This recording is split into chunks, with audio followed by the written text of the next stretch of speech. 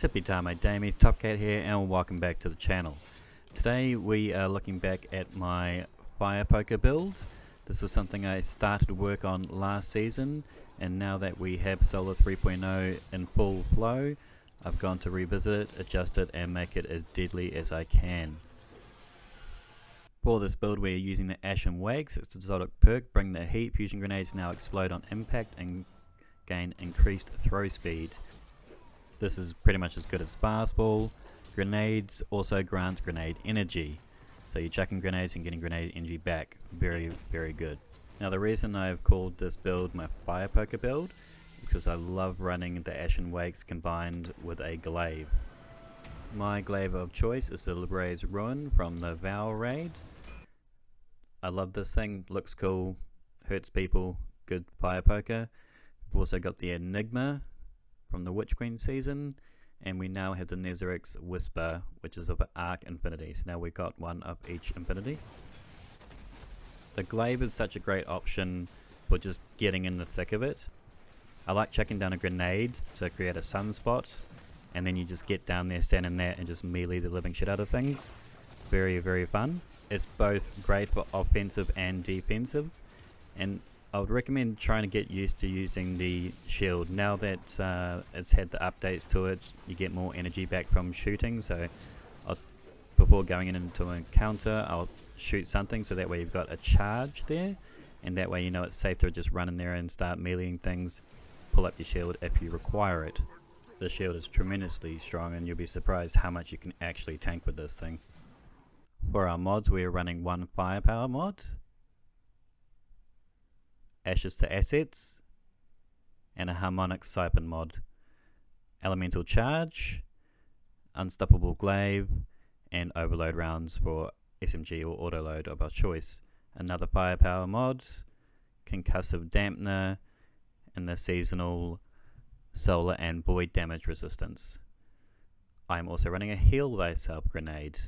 This mod is going to allow you to get healed when you're spamming your grenades out. We're chucking lots of grenades, so we're getting lots of heals. And the LMG Scavenger, Melee Wellmaker, Bomber mod,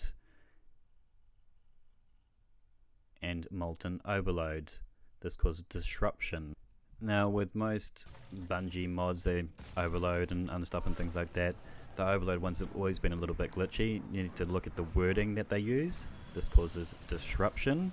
So what disruption actually does is makes things disrupted, so they can't put out as much damage. So kind of think of it like the stasis grenade, that things when they're standing in there do less damage. This is similar to that, okay? So that's primarily how I use it. However, sometimes you can use it as a stun. This is where it's a bit buggy. I'll say 50% of the time it will actually get a stun on an overload champion, but that's not why I use it, because it's not really reliable in that regards. I do use it just to stop things from doing as much damage to me. As sometimes when you're using this build, you're chucking so many grenades, you kind of lose track of it. And so if you don't have the Roaring Flames stack up that you might like, say Roaring Flames times 3, so it's not as strong if you have Roaring Flames times 1, so you might not get the kill. So that way if you chuck the grenade and it doesn't kill them, you're going to at least make sure that they're not going to be able to do as much damage to you. When it comes to what super to use, you can really use either of the two. I've been using Hammer of Soul. It's just a personal choice. I feel it more natural on this build, but really that's up to you on how you want to play it. But for me, I like being able to chuck sunspots around at people and help my team out as well, kind of like a medic. Rally Barricade of choice, Baby Hammer, very important for this build, and of course you're going to need the Fusion Grenade to make your Ashen Wakes work. Soul Invictus, very important aspect. This is going to create our sunspots. Sunspots are going to apply Scorch and Ignition, and importantly Restoration. This is going to give us a safe place to hide if we ever get in trouble. Roaring Flames is going to stack up to 3 times, and that's going to make our Fusion Grenades the one hit that they can be, and make both your Fusion Grenades and your Baby Hammer stupid strong. You might now start seeing how this is stupidly strong, this build. You got your little throwing hammers that do like triple damage, you got your Fusion Grenades that do like triple damage. You can kind of wield them both, chucking Baby Hammers and Fusion Grenades one after the other. You're creating sunspots that are healing you. Your Fusion Grenades are also healing you. If you ever get in trouble, you just pull out your glaive, do a little block, and you save again. This is a very in-your-face build, and you're just leaving sunspots everywhere, not just for yourself, but for your allies to come in there and get the nice break that they might need if they're in danger. For our fragments, we're using Ember of Eruption, Ember of Blistering, Ember of Torches, and Ember of Solace.